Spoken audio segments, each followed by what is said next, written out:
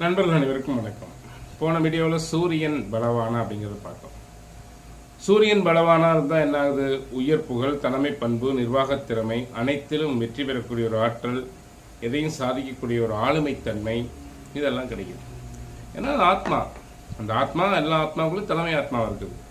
ஒரு ஜாதகத்தில் சந்திரன் பலவானா இருக்காருன்னு வச்சுக்கோங்க. சந்திரன் அப்படிங்கிறதும் ஒளி கிரகங்கள் தான். நான் தான் சொன்னேன், சூரியன் சந்திரன் ரெண்டுமே தாரா கிரகங்கள் வேறுபட்டவை. இந்த சந்திரன் பலவானா தான் என்ன நடக்குது அப்படின்னா, மனம் தெளிவாக இருக்கிறது. அது மனோ உடலை சொல்லக்கூடிய கிரகம். சந்திரனும் தனித்து யோகம் செய்யாது. தனித்து எங்காவது யோகம் செஞ்சு பார்த்துக்கிறீங்களா? சந்திர சூரியன் நேருக்கு நேர் இருக்கும்போது பார்வையில், சூரியனோட பார்வையில் பௌர்ணமி யோகம் ஏற்படுது. குருவோட பார்வையில் கஜகேஜரி யோகம் ஏற்படுது.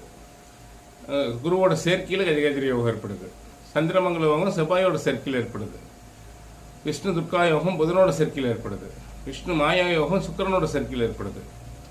அப்போ இந்த சந்திரனும் பலம் பெற்ற ஒரு ஜாதகத்தில் அதோடு வேற சுபகிரகங்கள் சேர்க்கை அப்படின்னு இருக்கும் பொழுது, அந்த ஜாதகர் மனோபலத்தால் எதற்கும் கலங்காத மனம், தெளிவான சிந்தனை, ஆளுமை, புகழ், தாய்மை பண்பு, அனைத்து நல்ல விஷயங்களிலும் சிறப்பான ஒரு முடிவை எடுக்கின்ற ஆளுமை அப்படிங்கிறது ஜாதகத்துக்கு இருக்கு. இந்த மன உடல் அப்படிங்கிறது என்ன கேட்டீங்கன்னா, கோச்சாரத்தால் பாதிப்படையும்.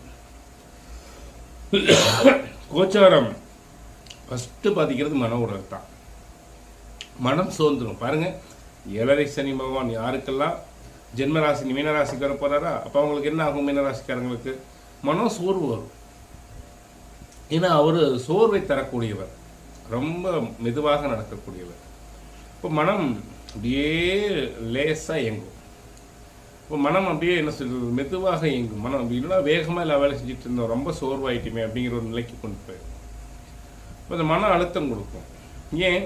இந்த மனம் அப்படிங்கிற ஒரு உடல் செயல்படல் அப்படின்னா மற்ற உடலுடைய செயல்பாடுகள் அனைத்தும் தடைபெற்றும் உங்களால் ஒரு விஷயத்தில் தெளிவாக ஒரு ஆர்வத்தை காட்ட முடியாது.